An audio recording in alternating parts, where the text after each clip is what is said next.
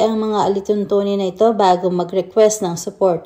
Kung magsasubmit ka ng request na lumalabag sa mga alituntunin na ito, maaari kang mawalan ng access sa mga agent sa creator support ng Facebook o marap ng iba pang restriction.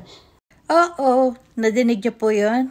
Pakitapusin ang video na maintindihan niyo kung ano ang sinasabi ko dito. Alright? Hey mga kamanyaman, mga kasiram, ako po si Dang Summers at your service. Kung bago ka pa lang sa aking account, please paki-like naman, paki-react, paki-share at add nyo na rin po ako. Ako po ay taga Pilipinas pero naka-base sa Amerika at kung kailangan nyo po ng suporta, ako po ay gusto ko lang explain kung ano ang creator support at saka bigyang linaw na rin kung ano ang bakit nandyan yan sa ating dashboard. Alright?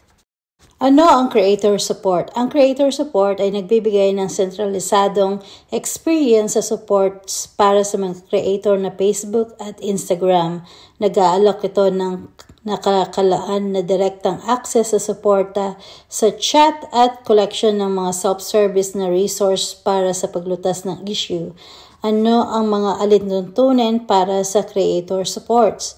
Pakisuri ang mga alituntunin na ito bago mag-request ng support. Kung magsasubmit ka ng request na lumalabag sa mga alituntunin na ito, maaari kang mawalan ng access sa mga agent sa creator support ng Facebook o marap ng iba pang restriction. Mag-request lang ng support para sa page or profile kung saan ka kasalukuyang nakalipat. Magbigay ng tumpak na impormasyon. Huwag mag-submit ng mga duplicate na request kasama ang mga request na dating tinanggihan. At tratuhin ang mga agents sa support ng may paggalang. Kasama nito ang pagsunod sa mga pamantayan ng komunidad ng Facebook kapag nakikipag-usap sa kanila. So, yan po ang kahalagan ng creator support and also huwag nyo pong abusuhin.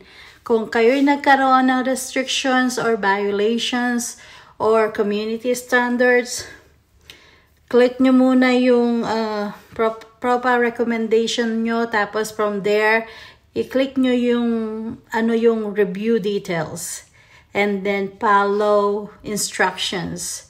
Pag hindi nyo na-fix, kung kailangan nyo po ng tulong or guidance, magpatulong po kayo sa paborito nyong mga tutorials.